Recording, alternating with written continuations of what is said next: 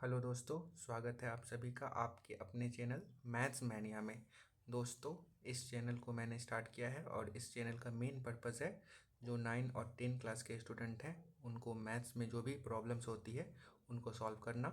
और इसीलिए मैं स्टार्ट कर रहा हूँ जो सबसे इम्पॉर्टेंट और जो स्टूडेंट को सबसे डिफ़िकल्ट लगता है वो चैप्टर, जिसे हम लोग लाइन्स एंड एंगल कहते हैं। इसके बाद ट्राइंगल्स होगा।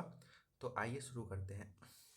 दोस्तों, ये चैनल बेसिकली सीबीएसई स्टूडेंट्स के लिए है, तो प्लीज़ आप थोड़ा सा देखिएगा और हिंदी में अगर नहीं भी कुछ बोलेंगे तो थोड़ा सा मैनेज कीजिएगा।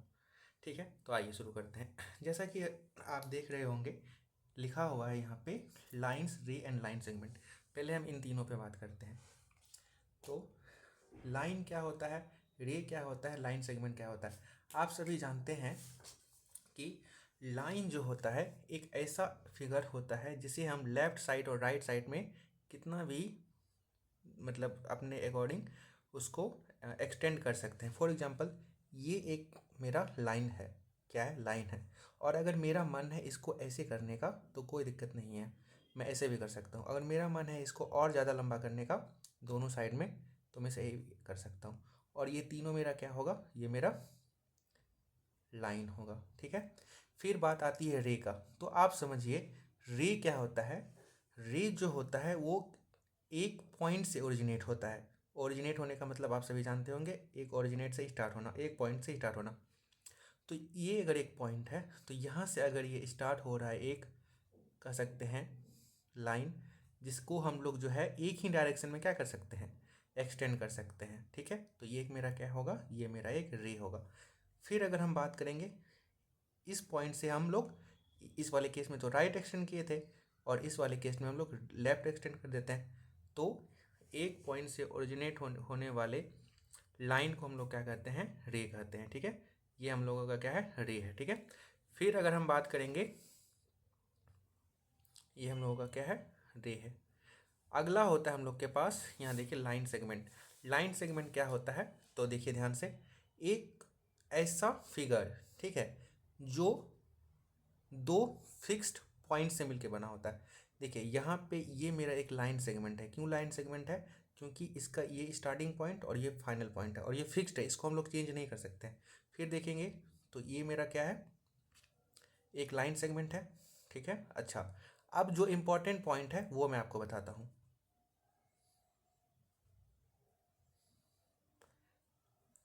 देखिए इंपॉर्टेंट पॉइंट क्या है, अगर मैं लाइन को इसको ए लिखूंगा तो इसको मैं भी ए लिख सकता हूँ। क्यों, क्योंकि दोनों तो लाइन ही है, ये लेंथ पे डिपेंड नहीं है। ठीक है, लेंथ डिपेंडेंट नहीं है, इसका मतलब इसका कुछ भी लेंथ हो उससे कोई मतलब नहीं, लेकिन ये लाइन है।